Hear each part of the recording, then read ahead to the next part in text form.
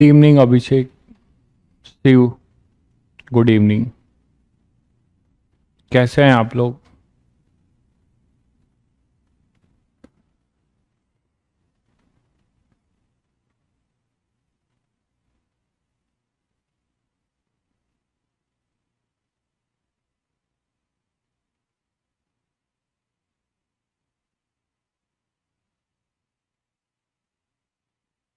Hello.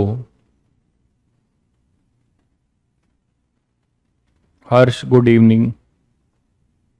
पूर्णिम, good evening. Monu, good evening. Malay, good evening. Mahi, good evening. Anuj, good evening.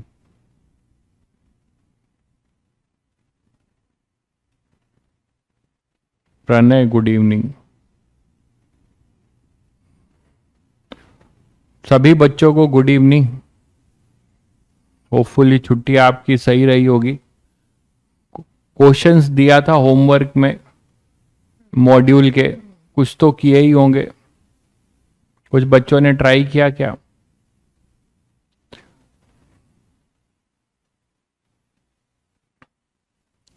जिसका birthday है उसको मेरी तरफ से बेस्ट विशेष भाई। आलोक जी, आपको बेस्ट विशेष। हाँ, पुली पढ़ेंगे धीरे धीरे।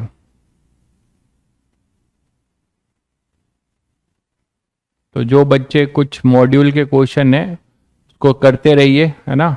स्ट्रगल करते रहिए, सीखते रहिए। बहुत जल्दी उसके सॉल्यूशन भी हम उसको प्रोवाइड करेंगे आपको, और डिस्कस भी करेंगे।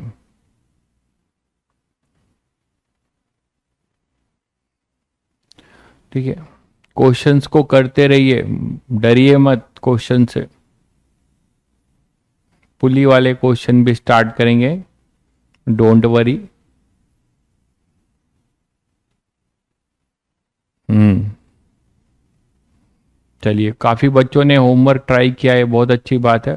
और एससी वर्मा चालू कर दिया। एससी वर्मा चालू कर दिया भाई, बताया था कि एससी वर्मा शुरू कर दो पुली के क्वेश्चन छोड़कर। हम्म। चलिए, तो सूडो के एक दो एग्जाम्पल और देख लेते हैं। जैसे हम लोग ने देखा था कि सूडो के क्वेश्चंस कर रहे थे, उसी में देखिए अगर आपसे ऐसा क्वेश्चन पूछ लिया जाए कि मान लीजिए आपके पास एक ऐसा वेज है और ये ग्राउंड पे खड़ा है, ग्राउंड पे पड़ा हुआ है, ठीक है। और इसके साथ एक ऐसे पुली लगी हुई है।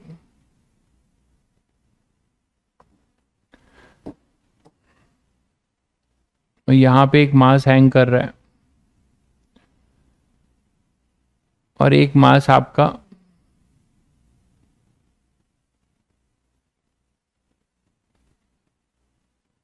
यहां पे लाई कर रहा है।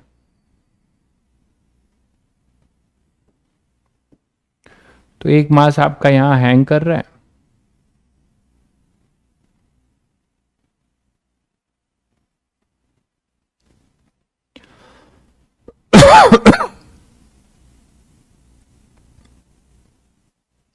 और दूसरा मास आपका यहां पे लाई कर रहा है इसके ऊपर।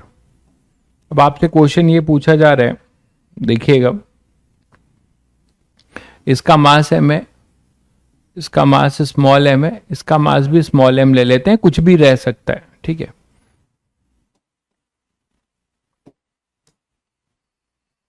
और ये पुली इस पे क्लैम्प्ड है।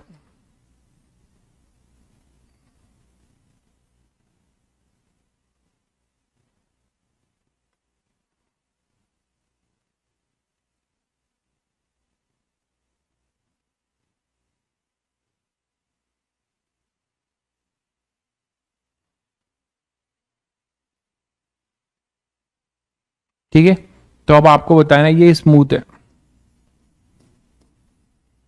और यहां पे आप कोई फोर्स लगा रहे हो एफ, कोई फोर्स एफ लगा रहे हो, तो आपको बताना है कि what should be the minimum F. ठीक है, आपको ये बताना है कि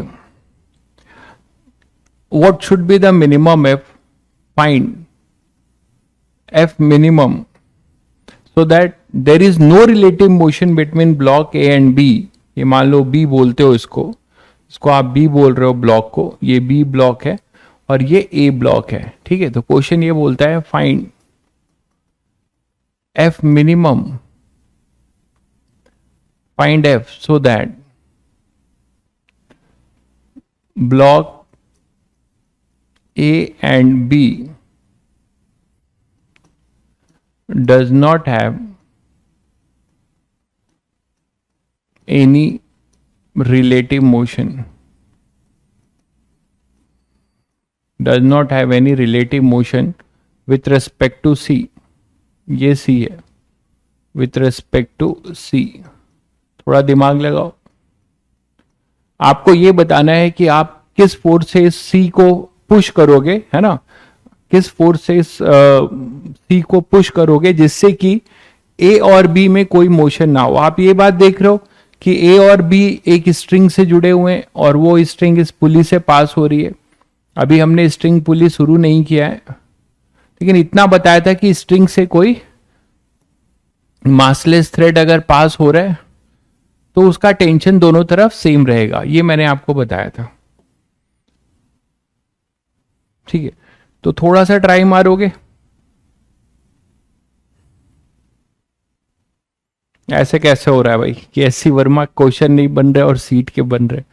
seat is 5 times more complicated then SC Verma.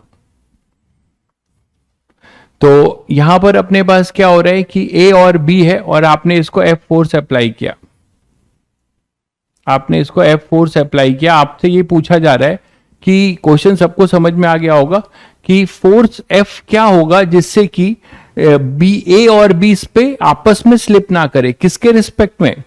इसके रिस्पेक्ट में। ऑल सर्फेसेज आर स्मूथ, ये भी लिख देता हूं, all surfaces are smooth, all surfaces are smooth, सभी सर्फेस स्मूथ है, सभी सर्फेसेज स्मूथ है, ठीक है। तो देखिए क्वेश्चन को करने का आपको अप्रोच सभी बच्चों को क्लियर है कि ये एक पर्टिकुलर ऐसा क्वेश्चन है जिसको हमको किस फ्रेम में करना पड़ेगा, सी के फ्रेम में करना पड़ेगा, ये मानते हैं, ठीक है। सी के फ्रेम में आपको करना पड़ेगा ये पूरा का पूरा जो है, क्यों? क्योंकि सी के फ्रेम वाले को दिखेगा कि ये दोनों रुके हुए हैं और अर्थ वाले को क्या दिखेगा भाई, अर्थ वाले को क्या दिखेगा, अर्थ वाले को दिखेगा कि ये सभी, ये दोनों इस पे स्लिप नहीं कर रहे हैं। तो ये जो दोनों ब्लॉक हैं ए और बी, ये जो दोनों ब्लॉक हैं ए और बी, वो सी के साथ एक साथ इस तरफ जा रहे हैं, यही तो है। बताइए इतना क्लियर है? तो देखो ये क्वेश्चन हम लोग किसके रिस्पेक्ट में करेंगे, ये क्वेश्चन हम लोग करेंगे विथ रिस्पेक्ट टू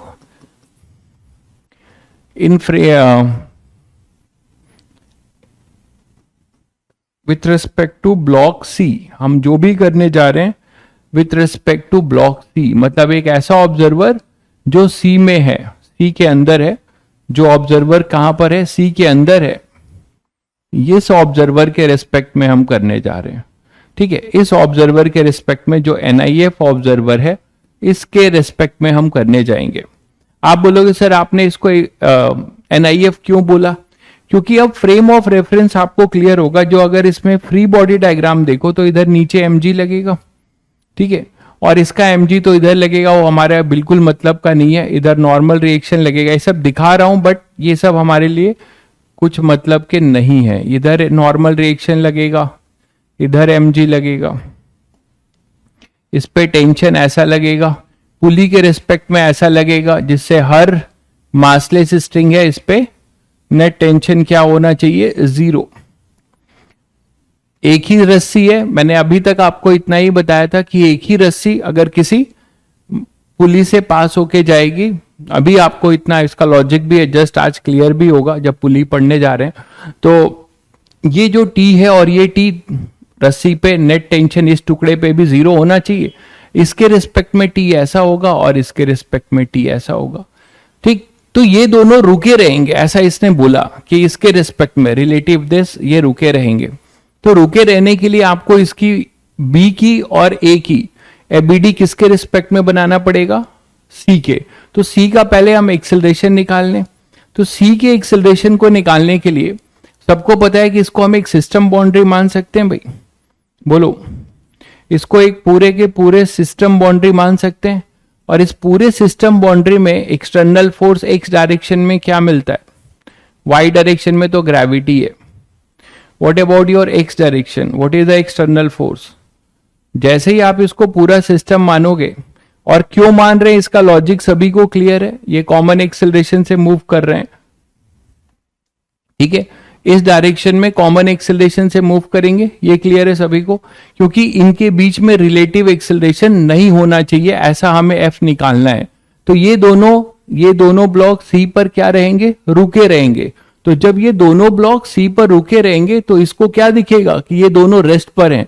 तो पूरा दोनों ब्लॉक और ये बड़ा ब्लॉक एक्स डायरेक्शन में एक साथ मूव कर रहे होंगे, आपस में कोई रिलेटिव मोशन नहीं है, ऐसा हमें निकालना है अकॉर्डिंग टू क्वेश्चन है. ठीक है, तो अब ये कॉमन एक्सेलरेशन निकाल सकते हैं. तो कॉमन एक्सेलरेशन क्या होगा, नेट फोर्स के एक्स डायरेक्शन में क्या है, एफ अपॉन में टोटल मास कितना हो जाएगा, m प्लस 2m. तो ये सिस्टम बाउंड्री से आपको यहां की टेंशन खत्म हो गई, ये दोनों इंटरनल होंगे, ठीक है. अच्छा, ये सभी को पता है कि अगर नॉर्मल रिएक्शन ये इस पे ऐसा लगाएगा तो ये भी इस पे ऐसा लगाएगा, ठीक है, ये इस पे नॉर्मल रिएक्शन लगाएगा तो इस पे भी नॉर्मल रिएक्शन ऐसा लगेगा. तो these are all normal reaction. तो सारे एन डैश ये सब कितने हो जाएंगे, इंटरनल फोर्स हो जाएंगे, अगर आप इसको एक सिस्टम लेते हो, है ना. ये एन डैश, एम जी तो वाई डायरेक्शन में है, ये एम जी भी वाई डायरेक्शन में है. तो एक्स डायरेक्शन में ये नॉर्मल रिएक्शन इंटरनल, ठीक है, और एफ केवल एक्सटर्नल फोर्स होगा, टेंशन भी आपका इंटरनल होगा, बिल्कुल. तो अब आप यहां से बता सकते हैं कि एक्सेलरेशन कितना होगा, F upon M plus 2m, ठीक है. अब हम क्या करेंगे, इसको रोक देंगे, क्योंकि हमें ये क्या करना है, हमें जो भी अब ये क्वेश्चन करना है किस फ्रेम में करना है, with respect to bigger wedge, यही है ना. तो बिगर वेज के रिस्पेक्ट में रुका हुआ दिखेगा, तो बिगर वेज के रिस्पेक्ट में आप फिर से जो है इसकी एबीडी बनाएंगे दोनों ब्लॉक्स की.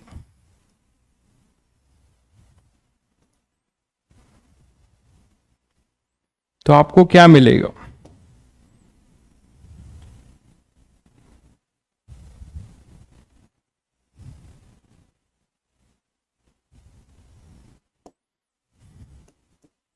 बताइए. इसको रोकेंगे, ये रेस्ट पर होगा.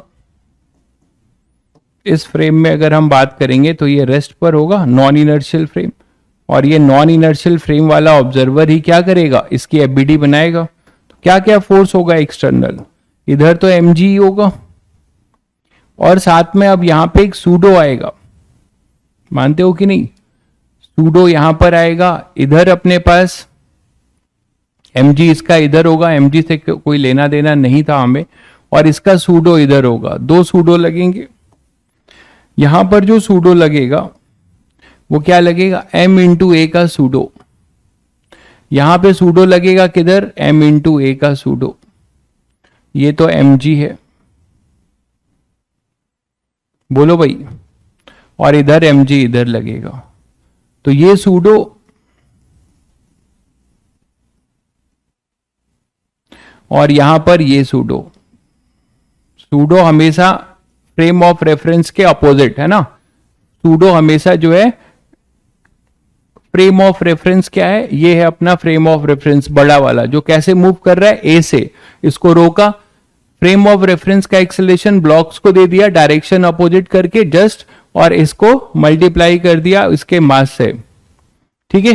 तो ये सूडो मिल गया और ये सूडो मिल गया. अब आपको ये क्या देखेगा, ये कौन सा लॉ लगाएगा, नॉन इनर्शियल फ्रेम ऑब्जर्वर कौन सा लॉ लगाएगा, न्यूटन फर्स्ट लॉ. क्यों, क्योंकि क्या दिया हुआ है कि relative does not have any relative motion.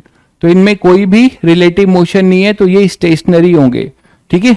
तो ये स्टेशनरी होंगे, ये आपस में मूव नहीं कर रहे हैं, आपस में भी मूव कर सकते थे, लेकिन जो हमें निकालना है क्वेश्चन में, हमें वो एफ निकालना है जिससे कि इन दोनों का इसके रिस्पेक्ट में कोई मूवमेंट ना हो, कोई एक्सेलरेशन ना हो. न्यूटन फर्स्ट लॉ लगाएगा, बहुत बढ़िया भाई, बहुत बढ़िया, ठीक है. तो न्यूटन फर्स्ट लॉ लगाओ, तो न्यूटन फर्स्ट लॉ कैसे लगेगा, इधर टी है इधर टी है, मैं पुली के रिस्पेक्ट में नहीं दिखा रहा हूं, अपने काम की फोर्सेस, ठीक है। अब मुझे बताओ ये दोनों रुका रहे तो इस डायरेक्शन में ये सूडो है, तो इसका ये नॉर्मल रिएक्शन जो तुमने, मैं केवल ब्लॉक की एफबीडी बना रहा हूं, तो ब्लॉक पे नॉर्मल रिएक्शन ऐसे लगेगा, कौन लगाएगा, सूडो ने एक्शन दिया था तो यहां पे एमए लगेगा, और यहां पे सूडो के इस कांटेक्ट के वजह से यहां एक नॉर्मल रिएक्शन था जो ऊपर लगेगा, जिसको आपने एन डैश बोला था।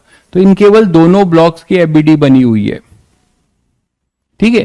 तो अब पहले खैर हमें ये रुका रहे तो क्या बोल सकते हो बताओ, इसके लिए ब्लॉक बी के लिए इक्विलिब्रियम स्टैब्लिश करो और ब्लॉक ए के लिए, तो for block A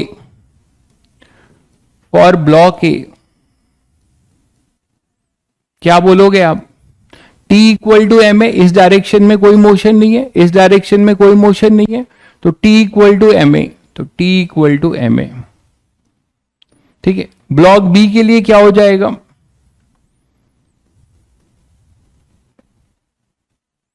for block B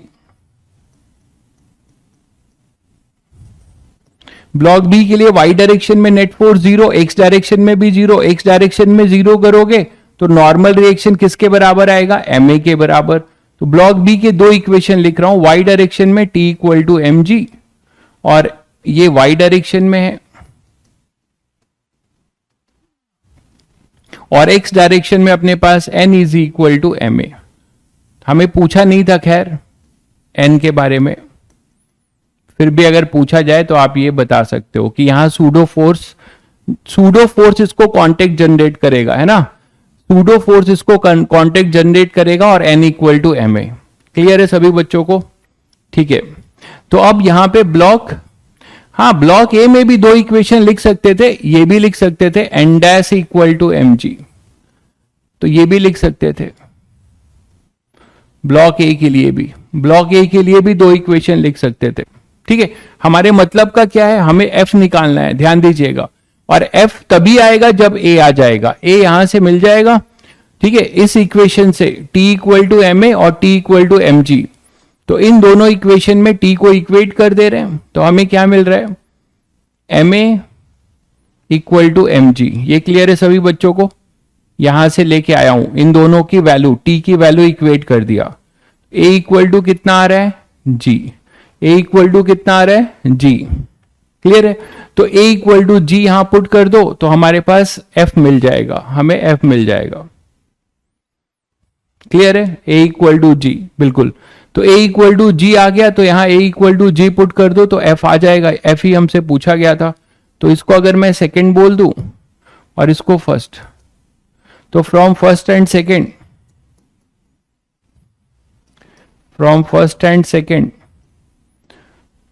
F upon M plus 2m is equal to G. तो आपसे एफ मिनिमम पूछा गया था, तो G M plus 2m, check करिए सभी बच्चे, तो एफ की वैल्यू ये आएगी, क्लियर है।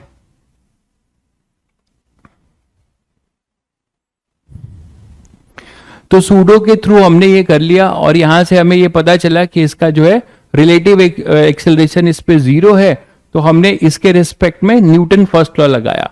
कभी आपसे पूछा जाए कि नॉर्मल रिएक्शन बताओ, तो नॉर्मल रिएक्शन दोनों ब्लॉक के लिए देखिए ए इक्वल टू जी प्रूव हुआ है, तो ये ब्लॉक जो है सी, ब्लॉक बी पे भी एम जी का नॉर्मल रिएक्शन लगाएगा, और ये भी एम जी का, देख लीजिए, ए को जी पुट करेंगे आप यहां पर, ए को जी, तो यहां पे भी नॉर्मल रिएक्शन इन दोनों के बीच का, इस पे जो नॉर्मल रिएक्शन आएगा वो एम जी के बराबर, और ये भी अपना एम जी के बराबर, तो ये है ही, क्लियर है सभी बच्चों को।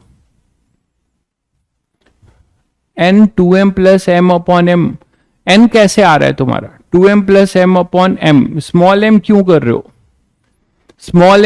रहे हो, जब भी आप सिस्टम मानते हो तो net force upon total mass, तो टोटल मास कितना है, m और m, तो m प्लस 2m, क्लियर है सभी को,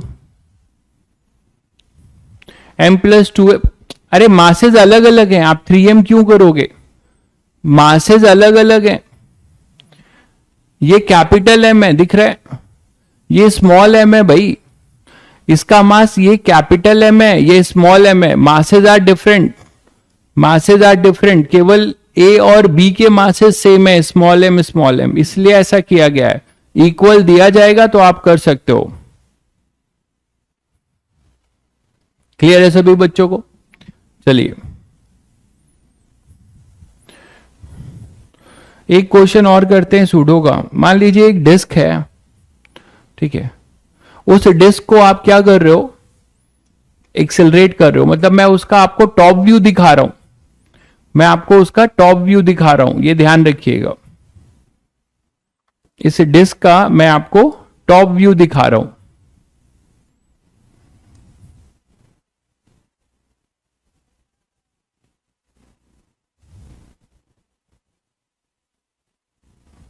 ठीक है, ये डिस्क है और ये डिस्क को हम क्या कर रहे हैं, एक्सेलरेट कर रहे हैं, और इसके अंदर एक स्लॉट कटा हुआ है, इसके अंदर मान लो एक स्लॉट कटा हुआ है।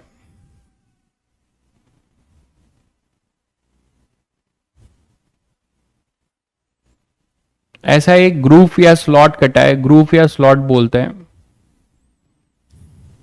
स्लॉट का मतलब समझते हो ना, और ये इंक्लाइंड है कितना, कुछ थीटा से, और इस ग्रूव का ये सेंटर ही है, सेंटर से ही पास हो रहा है, कुछ अलग भी हो सकता था, मैंने सेंटर ले लिया है। इसका रेडियस आर है, डायमेट्रिकली एक स्लॉट है ना, ये ग्रूव या स्लॉट है, स्मूथ स्लॉट है। इसके अंदर आपने क्या कर रखा है, इसके अंदर आपने एक बॉल रख रखा है।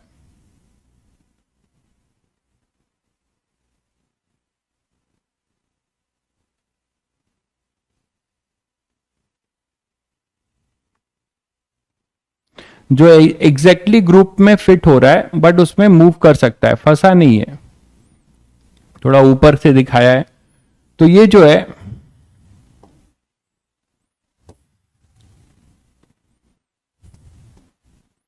ये जो आपको दिख रहा है, ये बॉल है ना, तो ये बॉल जो है एम मास का है, दिख रहा है ना सभी को, ये एम मास का है, और ये रेडियस आर है, और ये अपनी डिस्क है, जिसका आपको टॉप व्यू दिखाया जा रहा है। मैं बार बार बोल रहा हूं, टॉप व्यू मतलब ऊपर से देखोगे तो ऐसा दिख रहा है, ये टॉप व्यू है, ऊपर से देखने पे ऐसा दिख रहा है आपको। ठीक है, ये डिस्क है,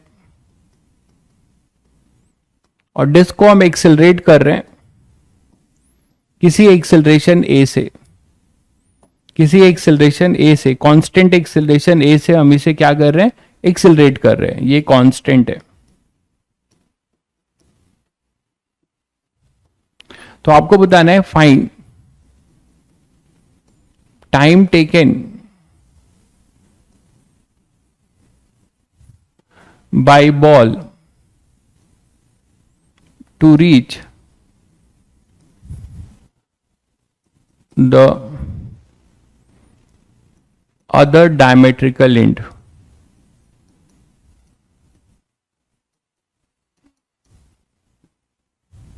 अदर डायमेट्रिकल एंड, तो किसी अदर डायमेट्रिकल एंड पे पहुंचने के लिए कितना समय लेगा ये अपना बॉल, यहां से यहां पे है ना, मतलब ये ए होगा अगर, तो ये बी पे पहुंच जाए, ठीक है, ये बी पे पहुंच जाए।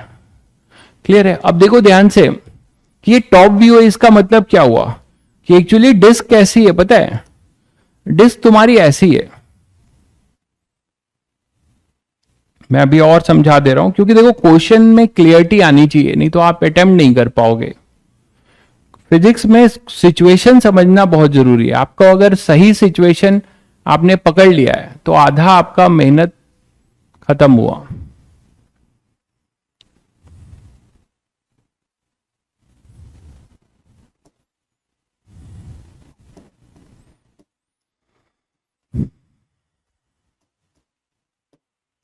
डिस्क आपकी ऐसी है,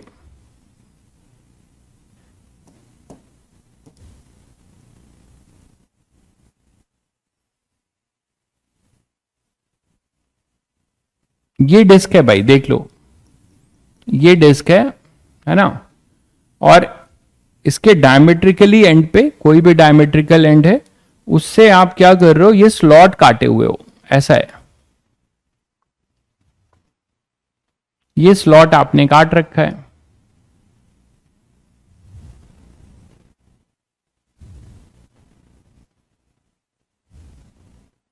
और इसके अंदर ये बॉल है,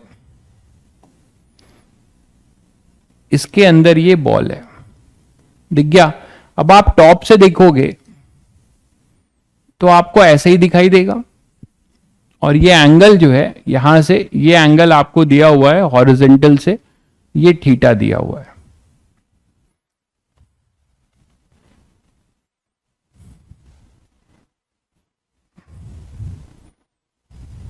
मैंने आपको अभी फ्रिक्शन पढ़ाया नहीं है भाई, ये प्रकाश तुम बहुत फालतू चीजें हमेशा क्यों क्लास का समय बर्बाद करते हो। मैंने जो भी क्वेश्चन अगर आप कहीं सेट कर रहे हैं, फ्रिक्शन जब पढ़ाऊंगा तब करिएगा, ठीक है। अभी आप ये सब क्यों कर रहे हैं, जो आपको मैंने जो क्वेश्चन मॉड्यूल में भी टिक कराए हैं उसमें कहीं भी फ्रिक्शन के क्वेश्चन नहीं दिया है, जब फ्रिक्शन पढ़ेंगे तब करेंगे। तो यहां पर अपने पास ये है, और आप इसे एक्सेलरेट कर रहे हो इस तरीके से, ऐसे एक्सेलरेट कर रहे हो, ठीक है। तो आपको बताना है कि ये यहां से यहां पहुंच जाए, ये यहां से यहां पहुंच जाए, इसके लिए क्या होना चाहिए। डिश नहीं भाई, डिस्क, डिस्क नहीं समझते हो, ये डिस्क है और ये स्लॉट है। स्लॉट क्या है, होता है ग्रूव, कभी कभी क्वेश्चन में ये भी बन के आएगा लिखा हुआ, और ग्रूव, ये चीज समझ लो।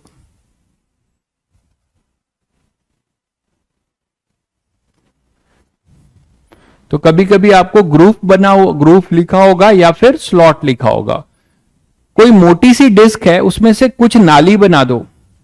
एक डिस्क है आपके पास मोटी थिकनेस की कुछ, उसमें आपने क्या किया, कुछ नाली टाइप बना दिया, कुछ नाली टाइप बना दिया, समझ गए होगे।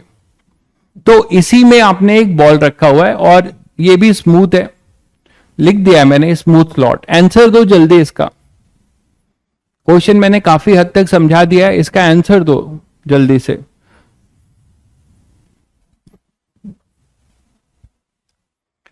इसका आंसर दो जल्दी से।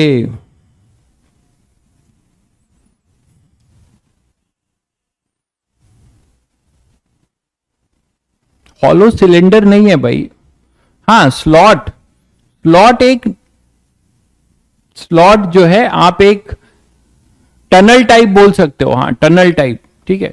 इस स्लॉट को एक टनल टाइप बोल सकते हो। यहां से क्या किए हो, डिस्क का कुछ मास निकाल दियो, पूरा नहीं कि डिस्क आर पार पूरा गायब हो जाए, कुछ मास आपने निकाल दिया है, इस डिस्क से कुछ मास आपने निकाल दिया है, ठीक है।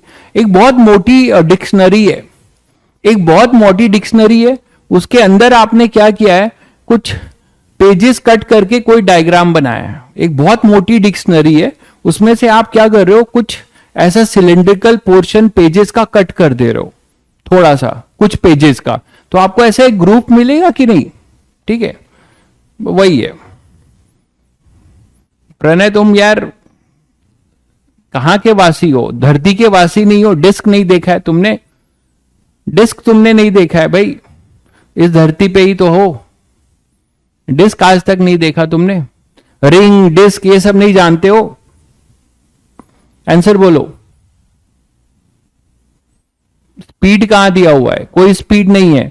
एट टी इक्वल टू 0 ये रेस्ट पर था, एक्सेलरेट किया गया। Find time taken by ball to reach the other diameter end, ठीक है, लिख दे रहा हूं मैं, disc is accelerated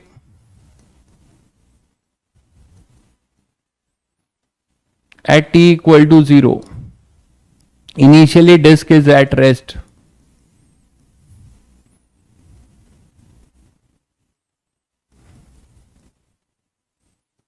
Initially disk is at rest. अब तो कर दो,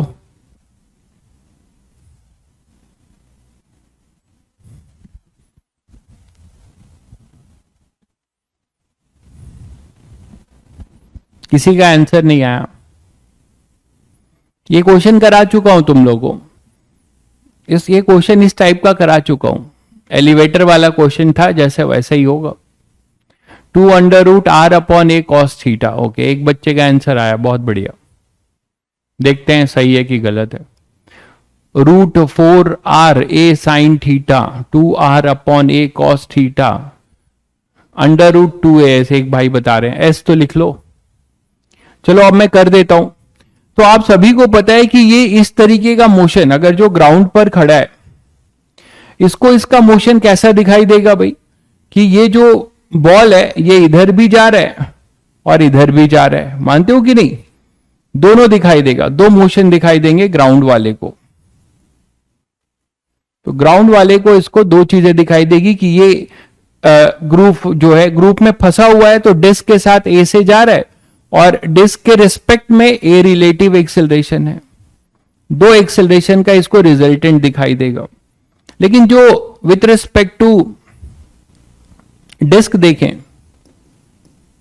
तो आपको ये तुरंत समझ में आ जाता है कि विथ रिस्पेक्ट टू डिस्क इसको केवल एक बहुत सिंपल क्वेश्चन बन चुका है कि एक तरीके से ये स्लॉट है।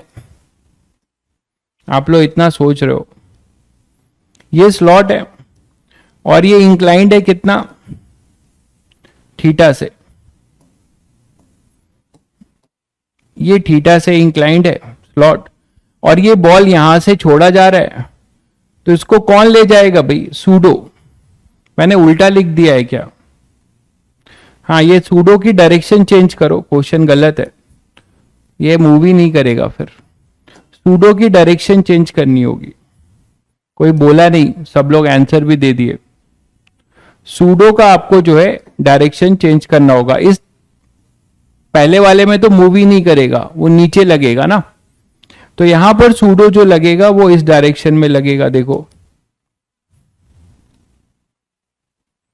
ये सूडो लगेगा।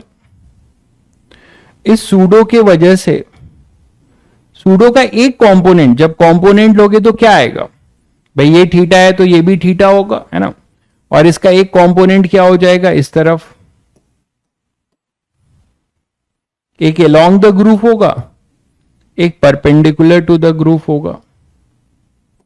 जो अलोंग द ग्रुप होगा उसका क्या होगा? ये थीटा है तो ये भी थीटा होगा, है ना।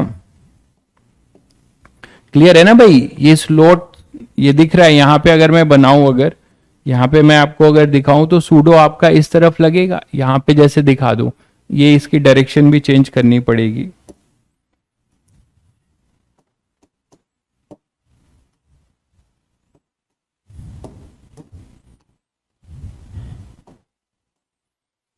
ये ए है, तो सूडो जब लगाओगे तो इसका एक कंपोनेंट इधर जाएगा जो एम ए कॉस थीटा होगा, और ये होगा अपना एम ए साइन थीटा। ठीक है। अब बहुत बच्चे जल्दीबाजी में क्या करते हैं, वो ग्रेविटी का कंपोनेंट लेना शुरू करते हैं। वो एक बहुत बड़ा ब्लंडर हो जाता है। ठीक है, इसीलिए बार बार मैं आपको विजुलाइज करा रहा था कि एक्चुअल सिचुएशन क्या है। ये पूरा डिस्क जो है किसी स्मूथ हॉरिजॉन्टल सरफेस पे रखा हुआ है। ठीक है, ये पूरा डिस्क जो है, the whole system, the disc is on the smooth horizontal plane. ये भी लिख देता हूं, स्मूथ हॉरिजॉन्टल प्लेन। ठीक है भाई, तो ग्रेविटी कैसा लगेगा? mg नीचे की तरफ, ये ध्यान रखिएगा। तो आप ग्रेविटी नहीं लेंगे, ग्रेविटी देखिए ऐसा लगेगा। यहां पर ग्रेविटी की बात करिए, इसीलिए मैंने दोनों व्यू बना दिए। ग्रेविटी ऐसा लगेगा, जो क्या करेगा, इसको नॉर्मल रिएक्शन प्रोवाइड करेगा। और ये जो स्लॉट है, स्लॉट का जो सरफेस होगा, बॉटम सरफेस जो आपने स्लॉट कट किया है, वो जो है बॉटम सरफेस mg उसको कांटेक्ट देगा ऊपर की तरफ। तो यहां पे इस बॉल पे दो नॉर्मल रिएक्शन लगेंगे। कोई बताएगा? इससे एक बहुत अच्छा क्वेश्चन बन सकता है कि नेट नॉर्मल रिएक्शन क्या होगा, ये भी आपसे पूछा जा सकता है। तो नेट नॉर्मल रिएक्शन इसके पास दो होंगे, एक स्लॉट के बॉटम साइड से, एक स्लॉट है ना जो नाली आपने बना रखी है, टनल बना रखा है जिस पर वो बॉल रखा हुआ है, तो एक उसके लिए होगा, और एक अपना, कोई बताएगा कि इसमें से, इन दोनों में से कौन सा साइड इस पे नॉर्मल रिएक्शन क्रिएट करेगा? जस्ट कमेंट करके बताइए। कि ये स्लॉट का साइड लेफ्ट है, मान लीजिए ये राइट है मेरे अकॉर्डिंग और ये लेफ्ट है, तो कौन सा स्लॉट का वॉल इस पे नॉर्मल रिएक्शन जनरेट करेगा? क्या दोनों करेगा? जल्दी बताइए। बहुत बढ़िया, फोड़ दिया आपने स्कूल में, बहुत बढ़िया। हाँ राइट वाला, बहुत अच्छी बात है, बहुत अच्छा भाई, पूर्णिम, अनामिका, बहुत अच्छा।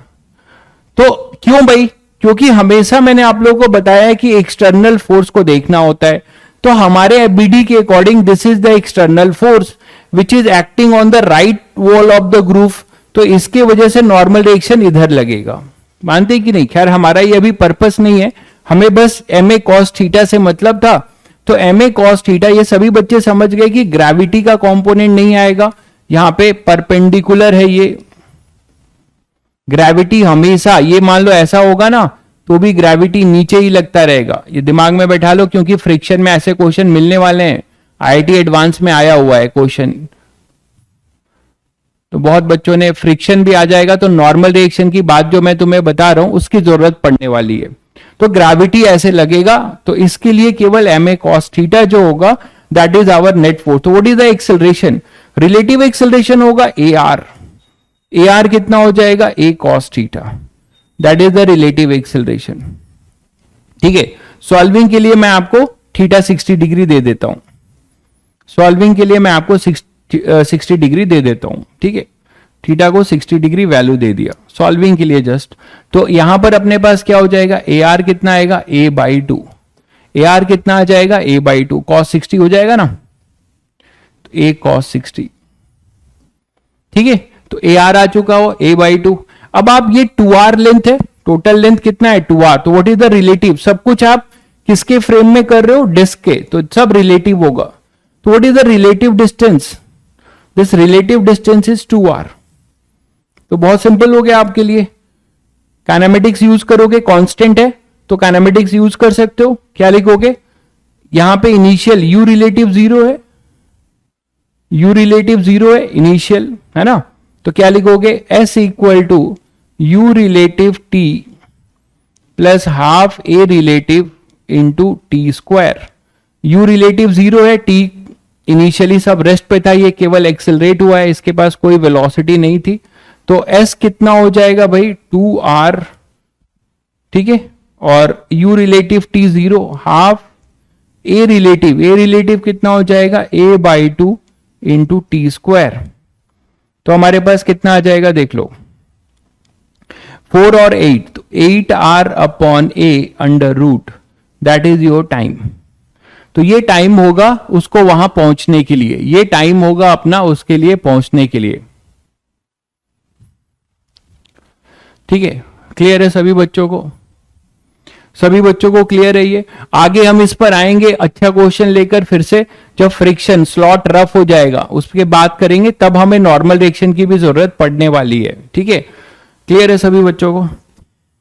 हालांकि अगर मैं तुमसे पूछ भी दूं अभी कि what is the net normal reaction, एक नॉर्मल रिएक्शन राइट वाला लगाएगा, मैं अगर अलग से बना के दिखा दूं, आगे हमें इसकी जरूरत पड़ने वाली है, तो दिमाग में रखना ये।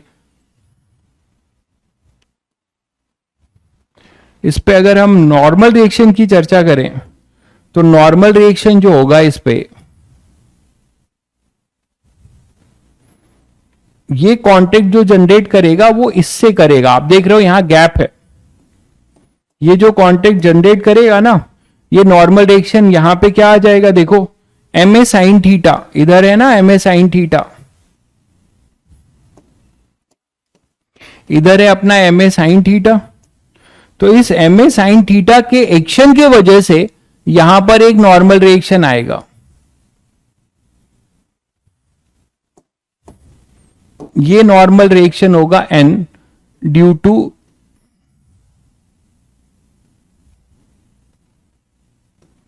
Right wall. लेफ्ट वॉल पे कोई नॉर्मल, यहां का कोई नॉर्मल रिएक्शन नहीं होगा, कोई कांटेक्ट ही जनरेट नहीं होगा, क्योंकि कोई पुश करने वाला फोर्स नहीं है। ठीक है, तो यहां पर आएगा ये एम ए साइन थीटा। तो ये नॉर्मल रिएक्शन भी बता सकते हो due to side wall of the group, ठीक है, due to side wall of the group. Pranay ठीक है, पढ़ लो यार, अभी आप पढ़ो, ठीक है, ठीक है, बहुत अच्छी बात है, आप 20 में 20 लाए हो, बहुत अच्छी बात है। प्रणय, हमारा एम स्कूल में टेस्ट में टॉप करना नहीं है, बिकॉज आप ये बात समझ रहे हैं कि आपके जैसे बहुत सारे होनहार बैठे होंगे एक से एक, उनसे आपके कंपटीशन है।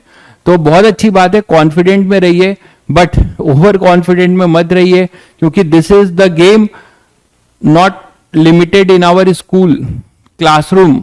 स्कूल क्लासरूम से लिमिटेड नहीं है अपना ये पूरी पढ़ाई, इसकी हम लोग स्कूल से तो लेना देना ही नहीं है, स्कूल के लिए सब पढ़ ही नहीं रहे हैं, आप इतनी मेहनत कर रहे हैं, आपको आईटी एडवांस के लिए आईटीएन बनना है, इसके लिए आप कर रहे हो ये सब, ठीक है। तो अब आप यहां पे ड्यू टू राइट वोट्स आपके पास ये मिलेगा। अच्छा एक चीज बताइए, एमजी कैसा होगा? एमजी एक नॉर्मल रिएक्शन, और हम ऐसा बोल सकते हैं कि एक नॉर्मल रिएक्शन ऐसा मिल रहा होगा जस्ट परपेंडिकुलर, जिसको मैं अभी दिखा नहीं पा रहा हूं, जस्ट परपेंडिकुलर होगा, ठीक है, इसके ऊपर। तो यहां अगर मैं दिखा सकूं तो यहां पे देखो, इसके लिए मैं दिखा पा रहा हूं, यहां से दिखा देता हूं। तो एक ग्रेविटी की वजह से नॉर्मल रिएक्शन होगा जो सीधे ऊपर होगा, यहां से समझ पाओगे इस डायग्राम से। तो ये जो है कौन दे रहा होगा? ये वाला बॉटम। तो एनजी जो है, दो नॉर्मल रिएक्शन होंगे, यहां पे एनजी परपेंडिकुलर है, तो इस पे दो नॉर्मल रिएक्शन होंगे, एक होगा एन जिसकी वैल्यू आप लिख सकते हो M A sine theta, that is M A sine theta कितना था? Sign 60 degree. तो एन आएगा अपने पास एम ए √3/2, ठीक है। और दूसरा हमारे पास जो होगा वो क्या होगा? एनजी, और एनजी क्या होगा? एमजी। तो ये दो नॉर्मल रिएक्शन लगेंगे, ये ड्यू टू ग्रेविटी है, और ये नॉर्मल रिएक्शन परपेंडिकुलर रहेगा हमेशा ग्रुप के, ठीक है। तो आगे ध्यान रखिएगा, हम आएंगे फिर से इस पर फ्रिक्शन के को लेकर, तब आपको इसकी जरूरत पड़ेगी, मैं इतना नहीं समझाऊंगा तब, ठीक है। तो ये क्लियर है सभी बच्चों को? अगर आप अर्थ के रिस्पेक्ट में निकालना चाह रहे हैं तो निकाल सकते हैं भाई, कोई दिक्कत नहीं है। अर्थ के रिस्पेक्ट में जो आप, बट वो फर्जी होगा, मैंने आपको बताया कि अर्थ के रिस्पेक्ट में आपको दिक्कत बहुत ज्यादा होगी, इनफैक्ट नहीं निकाल सकते। क्यों? क्योंकि जो हमारा जो ये ग्रुप का जो डिस्टेंस है, ये किसके रिस्पेक्ट में कवर करेगा? ये ए बी डिस्टेंस ये इसके रिस्पेक्ट में करेगा, है ना। इसका जो ट्रेजेक्ट्री या पाथ होगा अर्थ के रिस्पेक्ट में कुछ और हो जाएगा। क्लियर है?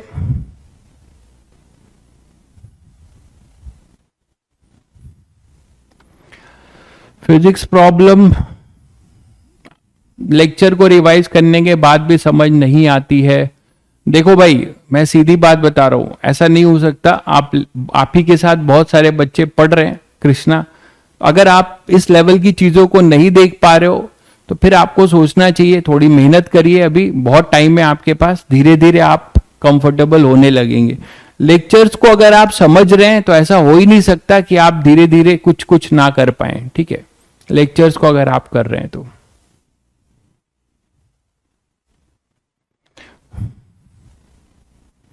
अच्छा, फ्रिक्शन के गलती से अगर टिक हो गए होंगे एक दो क्वेश्चन तो छोड़ देना, ठीक है। फ्रिक्शन के अगर क्वेश्चन गलती से टिक हो गए हैं तो उसे छोड़ देना, मैंने जल्दी में बोला था, ठीक है। चलो आगे बढ़ते हैं।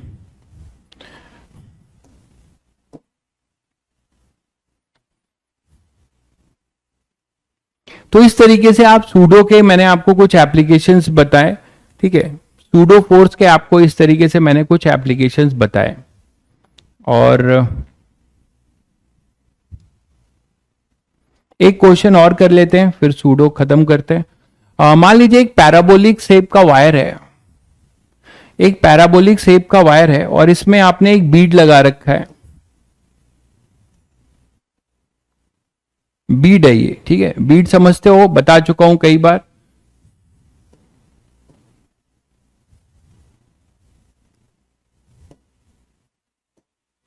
तो ये बीड है ना, ये अपना बीड है,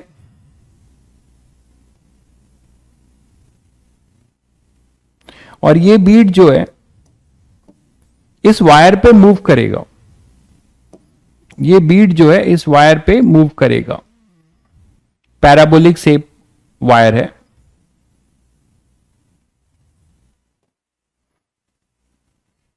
ये मान लो अपने पास y एक्सिस है, ये x एक्सिस है। पैराबोला की इक्वेशन सभी बच्चों को पता ही है। मान लीजिए जैसे y square equal to 2x है, ये तो उल्टा पैराबोला है ना, एक्सिस x है, तो इसको मैं बोल रहा हूं x square equal to 2y, ऐसा पैराबोला है। x square equal to 2y ये पैराबोला है, या 4y ले लो, जैसा भी देखो, ठीक है। तो x square equal to 4y parabola है और ये बीड है और ये पूरा वायर स्मूथ है। अब ये क्या होगा, ये पैराबोलिक शेप का जो वायर है ये हॉरिजॉन्टल डायरेक्शन में एक्सेलरेट होने जा रहा है, ये है ऐसे हॉरिजॉन्टल डायरेक्शन में आपको एक्सेलरेट करना है इसको, और ये ए एक्सेलरेशन से एक्सेलरेट हो रहा है। हाँ प्रकाश बाबू सॉरी, ठीक है, मुझे नहीं पता कि एक दो क्वेश्चन में हो गया होगा तो आप उसी से रिलेटेड पूछ रहे होगे। यही थोड़ा ड्रॉबैक है ऑनलाइन का, कम्युनिकेशन गैप, ठीक है। कम्युनिकेशन गैप कभी कभी हो जाता है। चलिए खैर यहां ध्यान दीजिए, बहुत बढ़िया क्वेश्चन है। आप लोग अगर कर दिए, अगर कोई बच्चा ये बिना मुझे बताए कर देता है तो समझ लो फिर अंडर 500 ही है वो। ये आपके पास वायर है, इसका पैराबोलिक पाथ है x square equal to 4y, mass m है, ये स्मूथ है। आप इसे एक्सेलरेट कर रहे हो विथ एक्सेलरेशन a। क्वेश्चन ध्यान से सुनिए, आप इसको कांस्टेंट एक्सेलरेशन, कितने कांस्टेंट एक्सेलरेशन a से एक्सेलरेट कर रहे हो, तो आपको मैक्सिमम इसका x कोऑर्डिनेट बताना है, मैक्सिमम इसका x कोऑर्डिनेट बताना है। The parabolic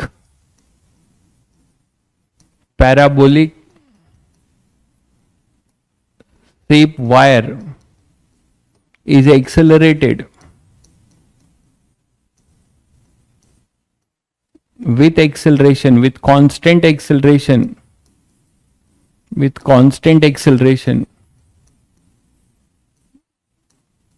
a metre per second square, है ना, हॉरिजेंटली,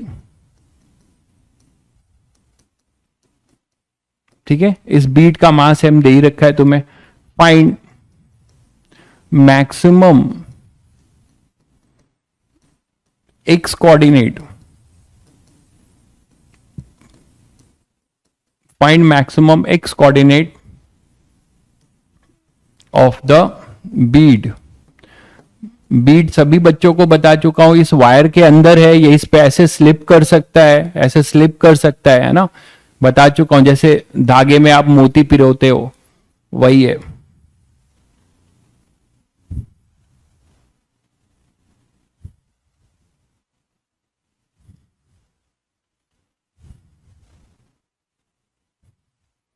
मोहम्मद सिलेबस आपका बहुत आराम से खत्म हो जाएगा, ठीक है, जनवरी लास्ट तक या फरवरी फर्स्ट वीक तक, डोंट वरी। आपके फाइनल एग्जाम, अगर स्कूल में जो भी फाइनल एग्जाम होते हैं वो जो कि फेब से शुरू होता है और मार्च से शुरू होता है बहुत जगह, तो I will try my best कि मैं आपको मिड जनवरी या जनवरी लास्ट तक ही खत्म कर दूंगा। खत्म करना is not our intention is to learn, क्योंकि इसकी जरूरत आगे भी पड़ेगी ना, 12th में भी, क्योंकि आप तैयारी करने वाले बच्चे हो, स्कूल वाले तो हो नहीं कि जैसे तैसे रट के एनुअल एग्जाम दे दिया, अब ये सिलेबस कभी नहीं देखना पड़ेगा।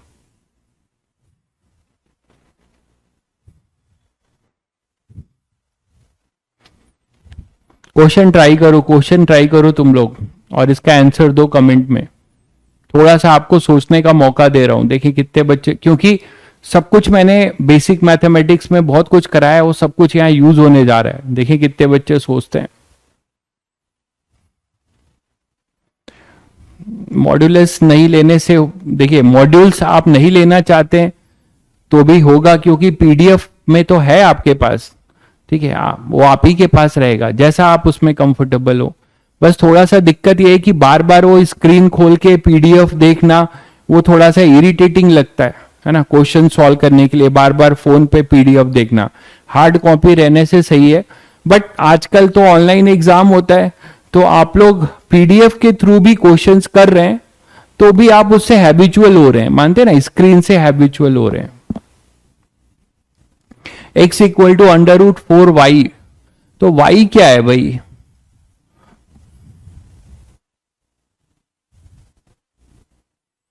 हाँ, y क्यों ले रहे हो? y तो तुम्हारा जो है कुछ दिया नहीं है ना, आपको जो भी करना है मुझे लगता है m a के टर्म्स में ही आंसर देना पड़ेगा, because only these two datas are given, m और a,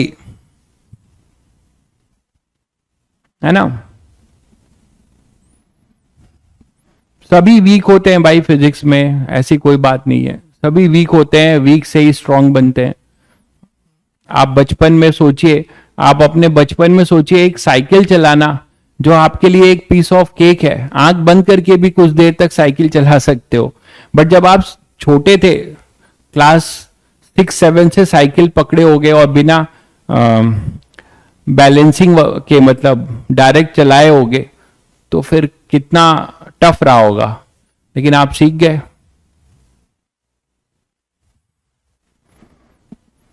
किसी बच्चे ने आंसर नहीं दिया, √4ma, एक बच्चे का आंसर आ रहा है √4ma। ओके, दूसरे बच्चे ने भी बताया √4ma।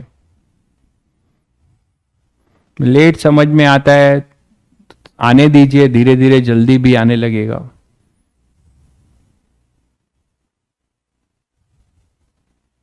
चलो करते हैं, काफी लोगों ने ट्राई कर लिया होगा, तो ये सभी बच्चों को पता है कि इसको, इसकी ट्रेजेक्ट्री, इसको पैराबोला पे स्लिप करते हुए कौन देखेगा भाई? इसको पैराबोला पे स्लिप करता हुआ कौन देखेगा?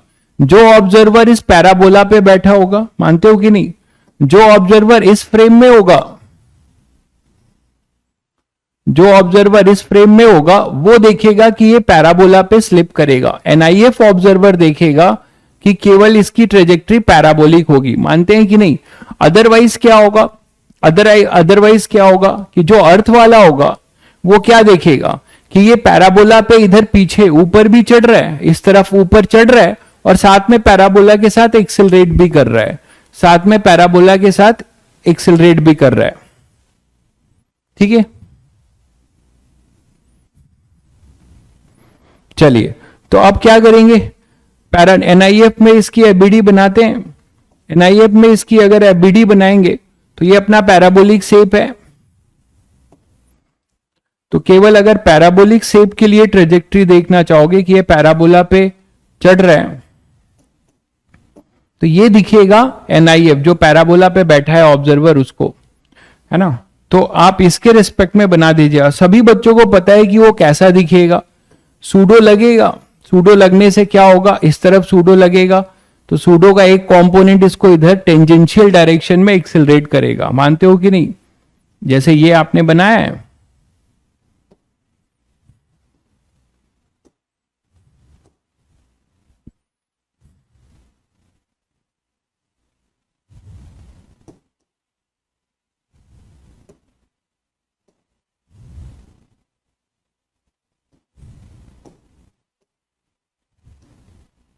तो अगर आपने इसको इस तरीके से बनाया है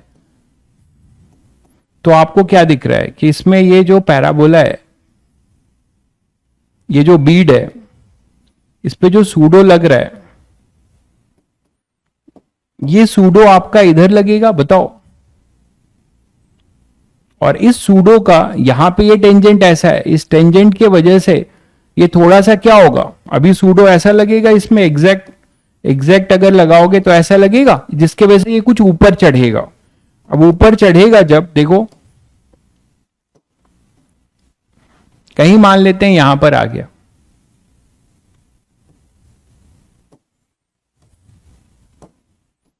तो कहीं अगर ये यहां पर आ गया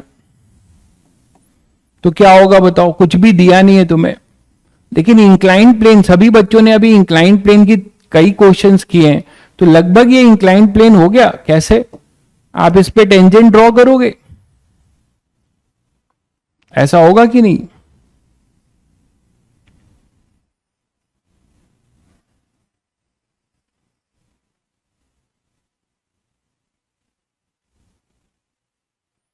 ठीक है, तो ये टेंजेंट ड्रॉ करोगे, मान लो ये टेंजेंट थीटा एंगल बनाता है, तो अपना जो फोर्सेस लगेंगे इस बीड पे, एक तो mg लग रहा होगा और एक सूडो लग रहा होगा ऐसे। तो एक mg लगेगा इधर और सूडो लगेगा इधर, मानते हो कि नहीं? सूडो हमेशा x डायरेक्शन में लगेगा। तो अब यहां पर ये थीटा है, ये थीटा है, देखो ये दो पैरेलल लाइन है, ये थीटा है तो ये भी थीटा होगा। तो आप सूडो का जब कंपोनेंट लोगे, सूडो का एक कंपोनेंट इधर आएगा ma cos थीटा, है ना, और एक component perpendicular to the wire होगा।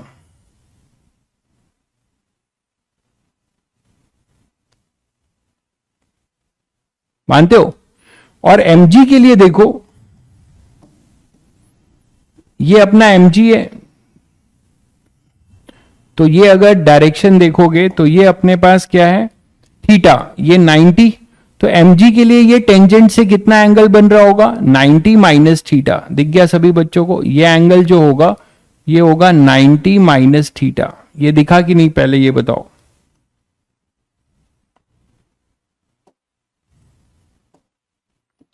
ये थीटा है, ये 90, तो ये मैं बोल रहा हूं ये जो एंगल है, ये एंगल है 90 माइनस थीटा। दिख गया ना?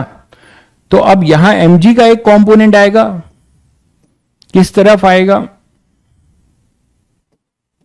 इस तरफ, और वो कितना आएगा, mg, एक इधर आएगा और एक इधर आएगा, एक बीड के परपेंडिकुलर और एक बीड के एलोंग, एक वायर के एलोंग और एक वायर के परपेंडिकुलर। ये दोनों मिलकर नॉर्मल रिएक्शन देंगे, ये दोनों फोर्स मिलकर यहां पे क्या देंगे, इस बीड, इस पे नॉर्मल रिएक्शन। तो ये आएगा नॉर्मल रिएक्शन। क्लियर है सभी को? अब यहां पे ये थीटा 90 माइनस थीटा, ये mg साइन थीटा लगेगा।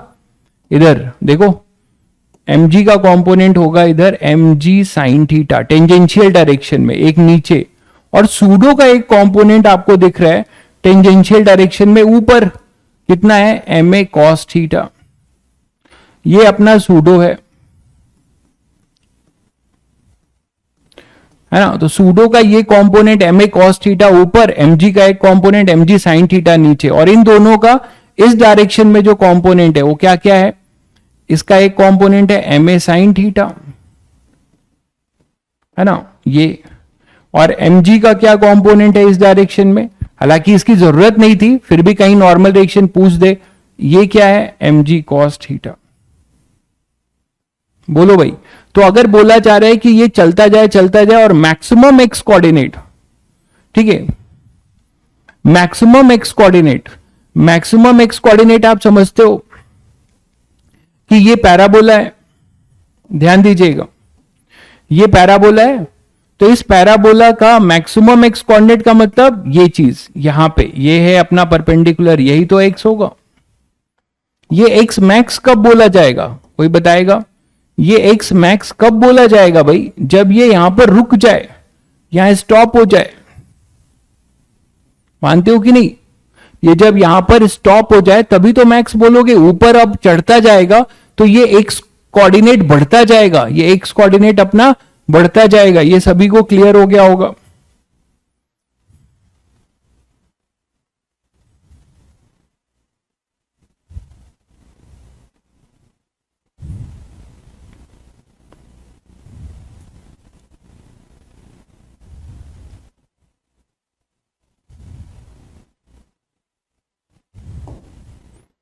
ये मिट गया है पैराबोला का वायर, थोड़ा देख लो।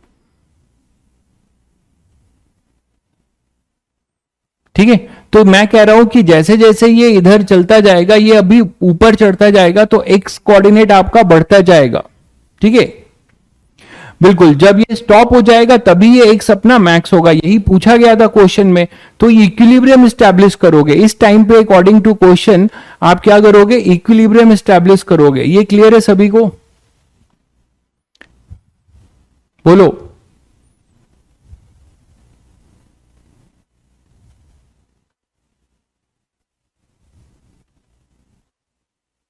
एक्स वाई अलग से क्या बोल रहे हो?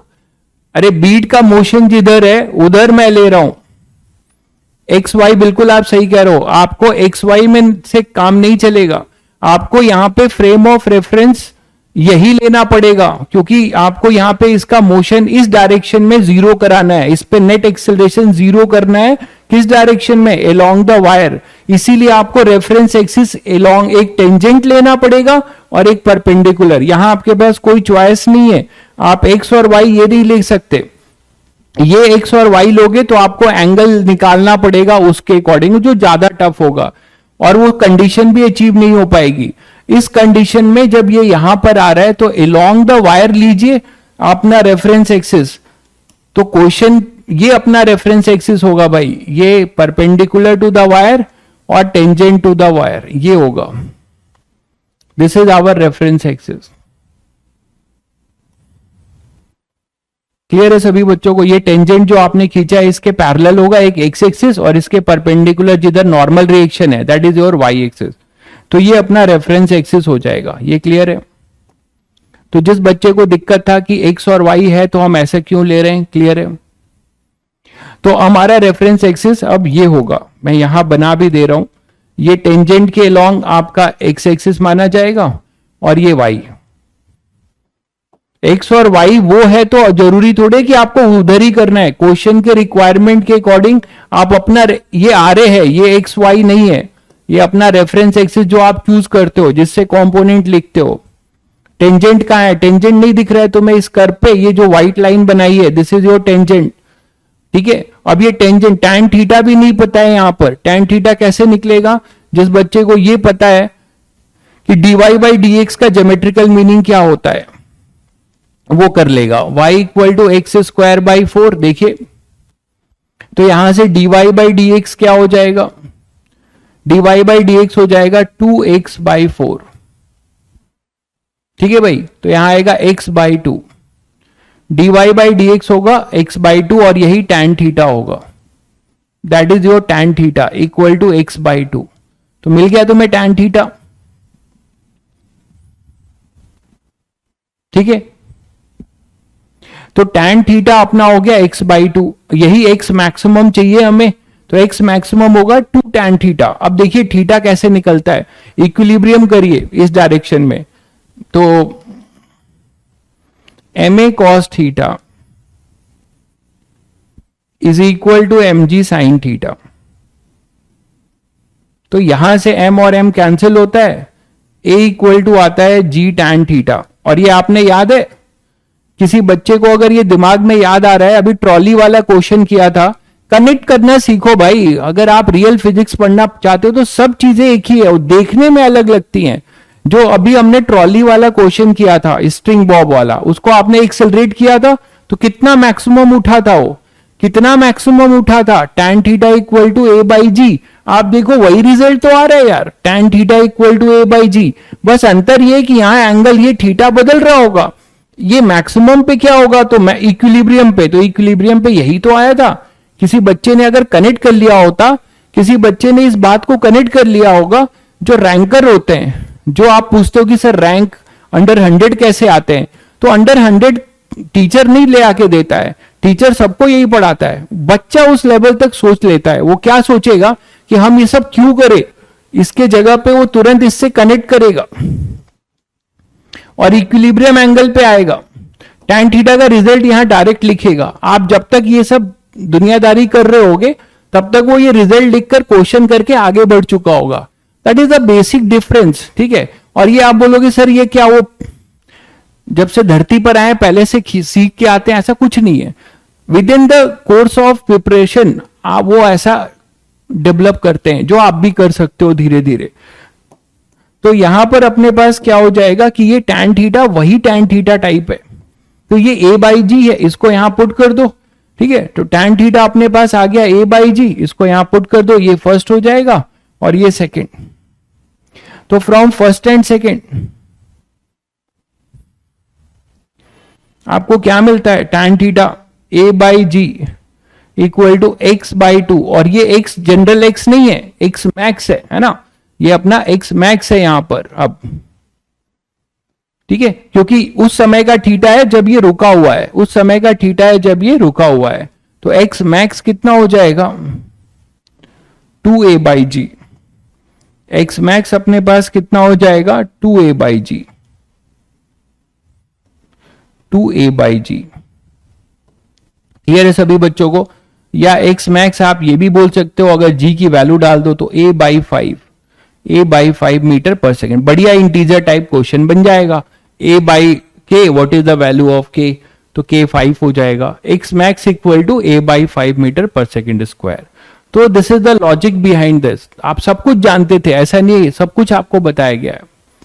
ठीक है, 2a बाई जी, बिल्कुल सही कह रहे हैं, 2a बाई जी यही आंसर है। तो मैं चाह रहा था कि सभी बच्चे सोचें, तो काफी लोगों ने कुछ सोचा ही होगा, बट आंसर किसी का क्लोज नहीं आ रहा था। क्लियर है सभी को? आगे बढ़े? ठीक है, चलिए नेक्स्ट, अब अपने नेक्स्ट टॉपिक पे आते हैं, that is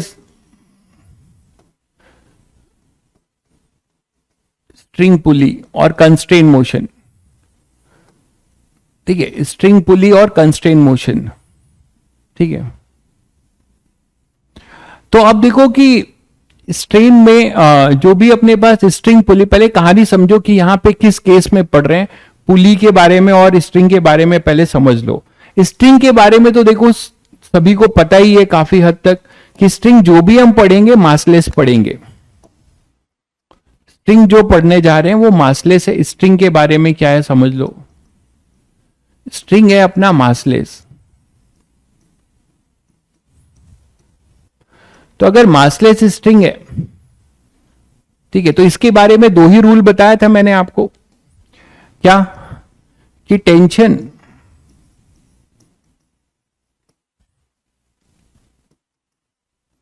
in a string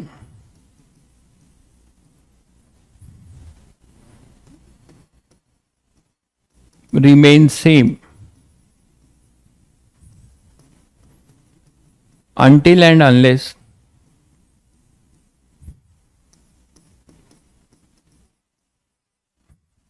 string not is not changing। String change हो जाएगी तो टेंशन आप चेंज कर दोगे। एक ही स्ट्रिंग है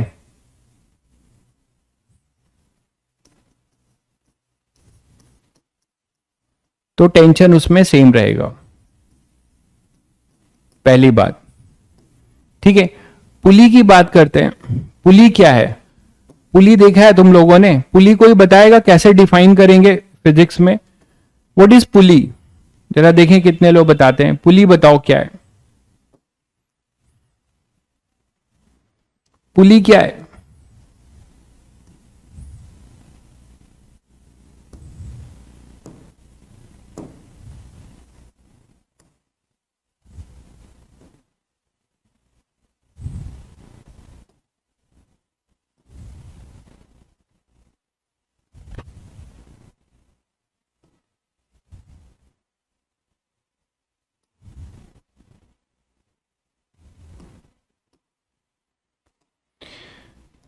पुली क्या है बताइए, कितने लोग बताएंगे पुली क्या है?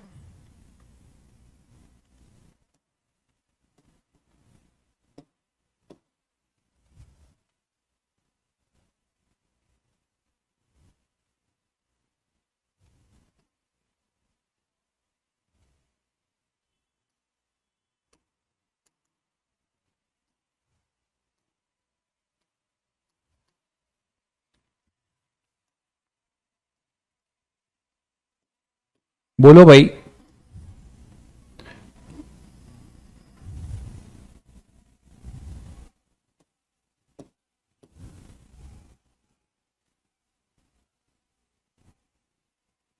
चलिए पहले अभी इसको, क्लैंप है, अभी बाद में करेंगे।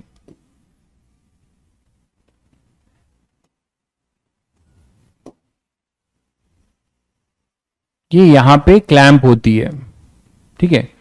पुली का मतलब क्या है? A pulley is use to change the direction. बहुत बढ़िया भाई, बहुत बढ़िया तनिष्क, बहुत बढ़िया, ठीक है। एक मशीन है, बिल्कुल एक मशीन है। मशीन क्या काम आता है? मशीन इज मैकेनिकल डिवाइस, बिल्कुल सही कह रहे हैं, जो कि हमारे काम को आसान कर दे, जो हमारे काम को आसान करे। तो pulleys basically to change the direction of the force, force के डायरेक्शन को चेंज करेगी, बिल्कुल एक सिंपल मशीन बोल सकते हो आप इसे। बिल्कुल सही कह रहे हैं आप लोग, आप लोगों को पता है सब कुछ, बहुत अच्छी बात है। तो देखो,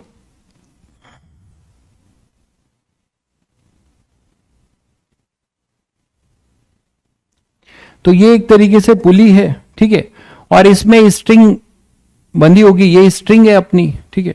तो पुली ये है और ये स्ट्रिंग है, और ये जो भी पुली आप देख रहे हो,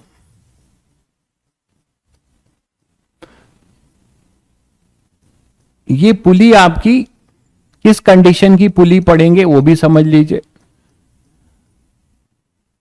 पहले कंडीशन मैं बता रहा हूं, इस पूरे चैप्टर में जो टॉपिक में जो पढ़ने जा रहे हैं, ये जो पुली है, ये यहां पे क्लैंप होगी, ये घूमेगी इस तरीके से,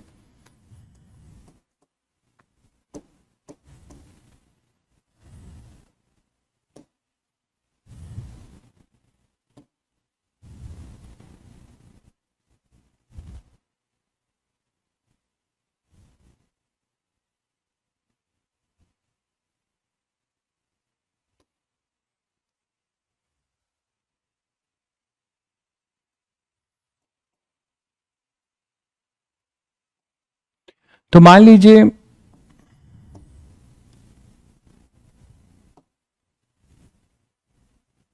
ये जो पूरी पुली है, इसका कंडीशन देखिए पुली के बारे में। पुली जो हम पढ़ने जा रहे हैं वो मासलेस पढ़ेंगे।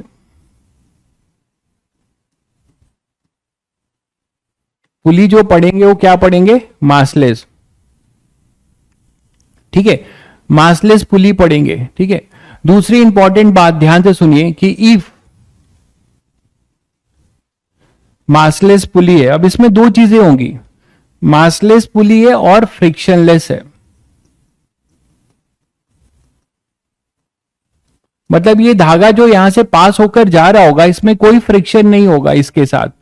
ये धागा जो है इसके ऊपर ऐसे रैप करता हुआ, देखिए,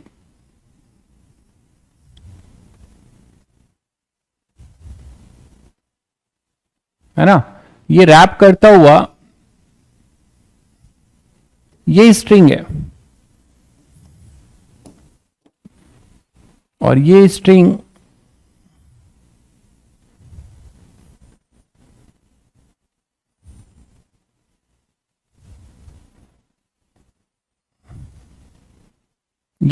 मासलेस है, और एक फ्रिक्शनलेस मासलेस पुली से पास होगा। तो under this condition you can say that tension in both the string is same. तो आप ये ध्यान रखिएगा कि अगर ऐसा है तो आप बोल सकते हैं कि इफ, नोट करके लिख दे रहा हूं मैं, ये सब बहुत फंडामेंटल्स है। If massless string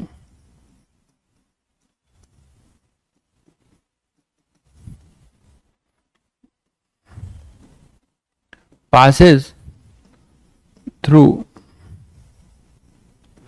frictionless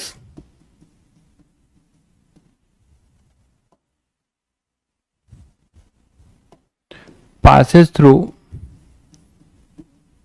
frictionless and massless pulley,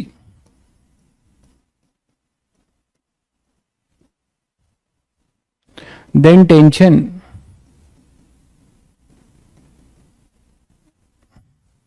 in the string remain same. तभी जाकर ऐसा होगा।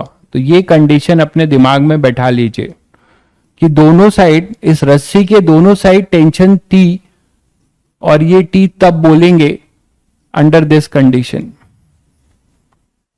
इस कंडीशन में आप बोल पाएंगे जब ये रस्सी क्या हो? मासलेस हो, और ये किससे पास हो रही हो? पुली से। ठीक है।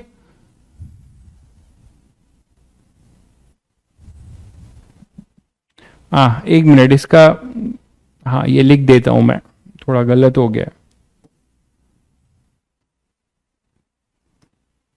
ये है भाई, स्पेलिंग बस मिस्टेक है, अलग नहीं है कोई। ठीक है, करेक्ट कर लीजिएगा।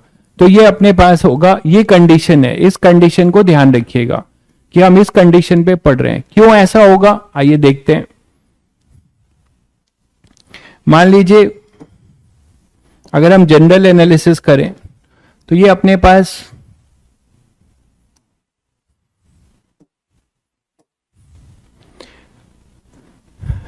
पास मान लीजिए कोई पुली है, ठीक है, और कोई स्ट्रिंग इस पे जा रही है।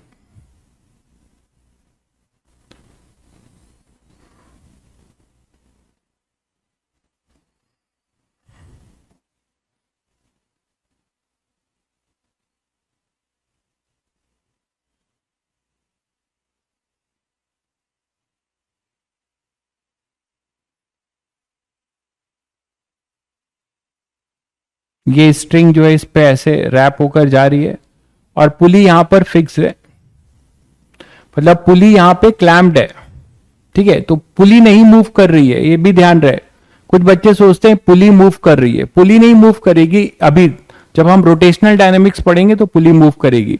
पुली फिक्स है, क्लैम्प्ड है, उसके ऊपर रस्सी स्लिप कर रही है। ठीक है, ये रस्सी जो है इस पे क्या कर रही है, स्लिप कर रही है। रस्सी केवल क्या कर रही है, स्लिप कर रही है। तो रस्सी अपनी स्लिप कर रही है।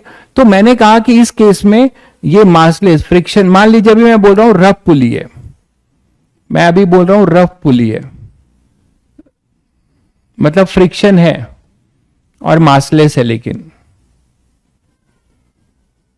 तो क्या होगा, जरा इसमें टेंशन की बात करते हैं। सभी बच्चे जानते हैं कि टेंशन के लिए इंटरनल देखना पड़ता है कोई सेगमेंट। तो कोई भी अगर मैं इंटरनल कोई भी सेगमेंट लेता हूं इसका, तभी आपको टेंशन दिखेगा इतने सेगमेंट को। तो इतने सेगमेंट में आप सभी को पता है कि यहां क्या क्या फोर्स लगेगा। यहां पे टेंशन टी ऐसा लगेगा, और मान लो इधर बोलता हूं इस सेगमेंट में टेंशन है टी प्लस डी टी, थोड़ा सा टेंशन और बढ़ गया। इधर मैंने बोला कि टेंशन हो गया टी प्लस डी टी, इधर है टी, और फ्रिक्शन की वजह से फ्रिक्शन कैसा लगेगा, फ्रिक्शन इसमें ऐसा लगेगा, देखो टेंजेंशियली। इतना तो सभी को पता है कि फ्रिक्शन मोशन के अपोजिट लगेगा।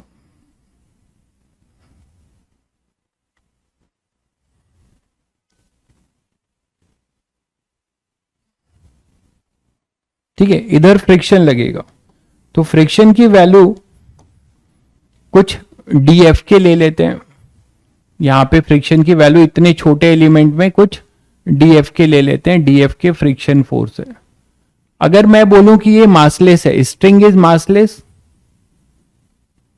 एम जीरो है ना, डीएम जीरो है, तो आप इस पे फोर्स बैलेंस कर सकते हो, करो। मतलब ये चीज ऐसी हो गई, इस रस्सी के टुकड़े को ऐसे लाकर सीधे कर दो। ये जो ए बी पार्ट है, ए बी पार्ट को मैं ऐसे बना दे रहा हूं सीधा करके। ठीक है, ये ए बी है। एक फोर्स इधर क्या बताया आपने, टी प्लस डी टी। एक फोर्स इधर क्या बताया, टी, और इधर क्या फोर्स बताया, डी एफ के। और ये मासलेस है, ये मान लो डीएम है जो कि टेंडिंग टू जीरो है। ठीक है, तो इस पर नेट फोर्स जीरो करो तो आपको क्या दिखता है कि अगर फ्रिक्शन है तो क्या हमारा वो लॉजिक सही हो पाएगा कि दोनों साइड टेंशन सेम नहीं हो पाएगा। देखो टी प्लस डी टी, ये टी और टी कैंसिल हुआ, तो डी एफ के इक्वल टू डी टी, मतलब टेंशन रहेगा, टेंशन रहेगा। आप देख रहे हैं, अगर हमारे पास फ्रिक्शन होगा तो हमारे पास रस्सी में टेंशन रहेगा। इसका मतलब इधर हम अगर टी लिखेंगे T1, तो इधर हमें T2 लिखना होगा। दोनों साइड स्ट्रिंग में टेंशन अलग अलग होगा। ठीक है, अगर रफ पुली है, पुली अपनी रफ है, तो दोनों साइड टेंशन अलग अलग होगा। ठीक है, तो for T1 equal to T2 equal to T, ये जो dt है ये जीरो होना चाहिए, चेंज जीरो होना चाहिए ना, तभी तो दोनों साइड सेम होगा। इसका मतलब क्या हुआ कि df के जीरो होना चाहिए, मतलब स्मूथ होना चाहिए। There is no friction between string and pulley, that is no friction between string and pulley. ये समझ पाए सभी बच्चे? तो किस कंडीशन में हम बोलेंगे कि पुली के दोनों साइड टेंशन सेम होगा? दो कंडीशन साइमल्टेनियस ट्रू होना चाहिए। दो कंडीशन आप सबको समझ में आ गया होगा। दो कंडीशन साइमल्टेनियस ट्रू होना चाहिए कि for tension to become TT क्या होगा? पुली फ्रिक्शन जीरो होना चाहिए और स्ट्रिंग मासलेस होना चाहिए, है ना। पुली में फ्रिक्शन नहीं होना चाहिए और स्ट्रिंग जो है मासलेस होना चाहिए। यहां तक क्लियर है सभी बच्चों को? यहां तक सभी बच्चों को क्लियर है? चलिए तो अब कहानी शुरू करते हैं जो सबसे फंडामेंटल पुली है उसकी, और वो है ये कि एक हमारे पास पुली है और इसके साथ दो मास लटके हुए हैं। इसके साथ दो मास लटके हुए हैं।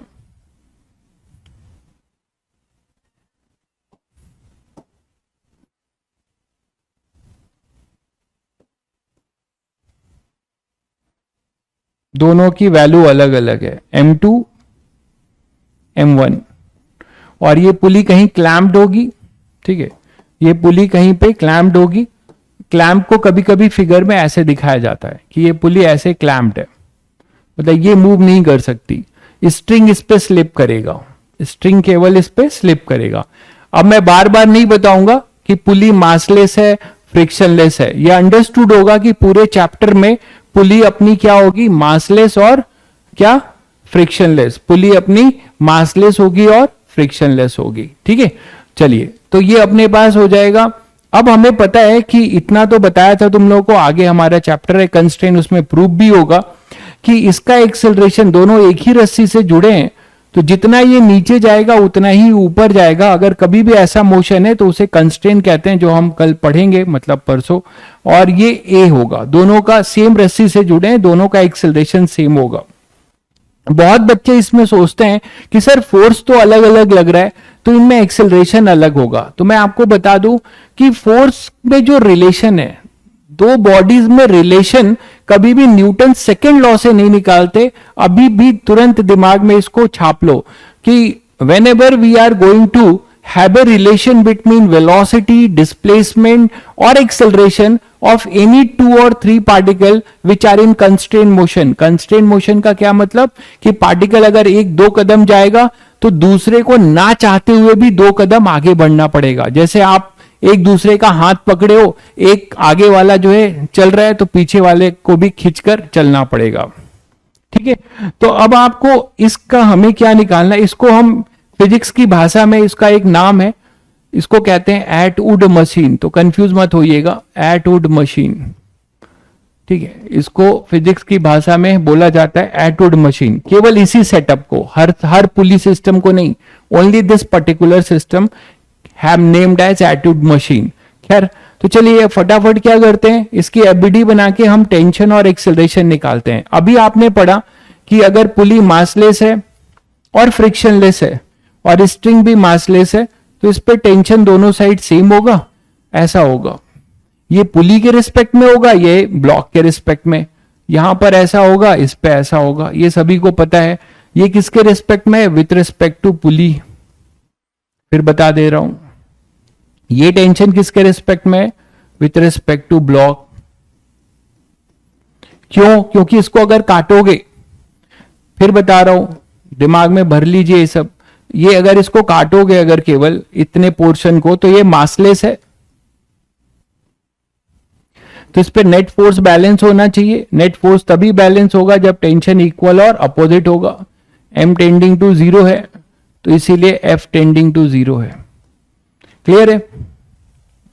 चलिए तो अब यहां पर एफबीडी बनाइए दोनों का और न्यूटन सेकेंड लॉ लिखिए। यहां mg लग रहा होगा, यहां m1g लग रहा होगा, यहां m2g। तो फाइनली m2g और ये होगा m1g। तो इसके लिए अगर एफबीडी बनाते हैं और न्यूटन सेकेंड लॉ लिखते हैं, दोनों की अलग अलग एफबीडी बना के आप न्यूटन्स लॉ लिखेंगे और ऑब्वियसली कौन सा लॉ लिखेंगे, सेकेंड लॉ। तो यहां पे अपना क्या है, t, m1 के लिए ये mg, इधर t और इधर m2g, और एक्सेलरेशन दोनों के लिए सेम है, डाउनवर्ड, इसके लिए डाउनवर्ड डायरेक्शन में और इसके लिए अपवर्ड डायरेक्शन में है। तो मैंने आपको एक ही चीज सिखाया हुआ है, एक ही चीज आपको सिखाया हुआ है मैंने कि कभी भी जब हम न्यूटन सेकेंड लॉ लिखते हैं तो net force in accelerated direction देखकर लिख देते हैं। तो इसके लिए क्या लिखेंगे, net force in accelerated direction, वो होगा T1 minus m1g is equal to m1a। सभी बच्चों को क्लियर है, इस डायरेक्शन में नेट फोर्स एक्सेलरेटेड डायरेक्शन की लिखाई जा रही है, ठीक है। अच्छा, इसके लिए बताओ, इसके लिए क्या लिखोगे, net force in accelerated direction, यहां एक्सेलरेटेड डायरेक्शन नीचे है तो नेट फोर्स क्या होगा, m2g minus t, m2g minus t is equal to m2a। दो लीनियर इक्वेशन क्लास 10 में आप लोग काफी लीनियर इक्वेशन सॉल्व किए हो, ठीक है। आप इजिली इसको, ये tt ही तो है, t1 कहां है, तो दोनों को ऐड कर दो तो एक्सेलरेशन मिल जाएगा। पहले हम दोनों को ऐड कर देंगे तो हमें ये माइनस और प्लस t कैंसिल, तो हमें मिलेगा m2 minus m1 g equal to m1 plus m2 into a। तो एक्सेलरेशन मिल जाएगा m2 minus m1 upon m1 plus m2 into g। I will say, just please remember this result, ये result जरूर याद रखिए, आपका समय बचाएगा, आगे पता चलेगा कैसे। प्लीज रिमेंबर दिस रिजल्ट, जिसमें ये भी ध्यान रखिए कि m2 this is again same as spring reading. Spring reading, हाँ, मतलब जो काम वहां फ्रिक्शन करता था, जो स्प्रिंग फोर्स करता था वो यहां टेंशन करेगा, ठीक है, बट वहां इक्विलिब्रियम होता था भाई, यहां पर तो एक्सेलरेटेड मोशन है। Tension as a role, tension को आप स्प्रिंग फोर्स की तरह बोल सकते हो, ठीक है। तो A equal to m2 minus m1 plus m2g। Now what about your tension, tension के लिए इस रिजल्ट को किसी एक में पुट कर दीजिएगा, तो मैं बता देता हूं क्या आएगा। किसी एक में पुट करेंगे तो आपको t की जो वैल्यू मिलेगी, इस a को उठाकर किसी एक इक्वेशन में पुट करिए तो आपको जो मिलेगा वो ये मिलेगा 2m1 m2g upon m1 plus m2। तो these two results are very important, ठीक है। तो I will suggest please remember this result, जिसमें आपको ये भी ध्यान रखना चाहिए कि यहां पर हाइयर माइनस लोअर करिएगा, मतलब heavier block minus lighter block करिएगा। इसमें आपको ये ध्यान रखना चाहिए कि इसमें क्या है, m2 ग्रेटर देन m1 है, ठीक है, m2 ग्रेटर देन m1। तो एटवुड मशीन का ये रिजल्ट है।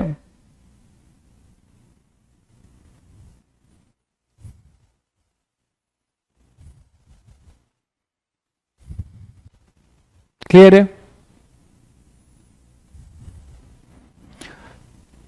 थैंक यू भाई, थैंक यू। आपको मुझसे कुछ हेल्प मिल पा रहा है, बहुत अच्छी बात है। आपको लग रहा है कि मैं बेस्ट टीचर हूं, सभी को अपने टीचर बेस्ट लगते हैं, तो don't worry, this is not a मतलब न्यू थिंग। मुझे भी अपने टीचर बहुत अच्छे लगते थे, ठीक है, तो मैं आपका कुछ हेल्प कर पा रहा हूं तो बहुत अच्छी बात है, थैंक यू, ठीक है। तो एटवुड मशीन की कहानी ये है, इसी को आगे बढ़ाएंगे हम लोग, इसी को आगे बढ़ाएंगे हम लोग। कल नहीं, कल आपका फिर छुट्टी है, तो आप लोग फिर से जो है मॉड्यूल पे जुटेंगे और एससी वर्मा पे जुटेंगे। मैं फिर बोल रहा हूं, ट्राई एससीवी। मैं भूल जाता हूं, एक्चुअली मैं बहुत कैजुअल इंसान हूं, मेरे पास एससीवी बुक नहीं है, नहीं तो मैं अभी क्वेश्चन भी टिक कर देता। ट्राई एससीवी है ना, एक्सेप्ट पुली क्वेश्चन।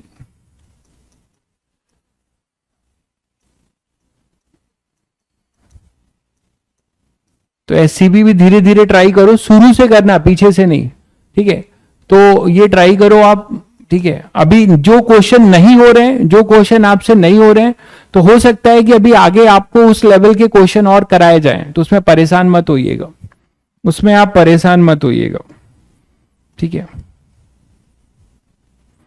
तो मॉड्यूल और अभी डीपीपी भी अपलोड हो गई होगी, ठीक है। डीपीपी भी अपलोड हो गई होगी, तो डीपीपी जरूर कर रहे हैं ना, क्योंकि वो टॉपिक वाइज होती है। डीपीपी कर रहे हो कि नहीं तुम लोग? डीपीपी सबसे पहले करना है, मॉड्यूल के पहले डीपीपी करना है और एससीवी, उसके बाद आप जो है और इलिस्ट्रेशंस, जब इतना पक्का हो जाएगा तो आप मॉड्यूल के बहुत सारे क्वेश्चन खुद से करने रह गए। ठीक है, चलिए फिर मिलते हैं, है ना, मिलते हैं वेंसडे को, फिर से मिलते हैं। आप नहीं, वेंसडे नहीं, थर्सडे को मिलते हैं। आप एक दिन का जो टाइम है उसमें लेक्चर्स रिवाइज कर लीजिएगा और एससीवी और मॉड्यूल के क्वेश्चंस ट्राई करिएगा जो टिक कराया है। कहीं फ्रिक्शन का अगर गलती से टिक करा दिया है तो प्लीज उसे स्किप कर दीजिएगा। ठीक है, फ्रिक्शन का क्वेश्चन अगर मैंने कहीं दे दिया है तो प्लीज आप उसे स्किप कर दीजिए अभी। ओके, चलिए।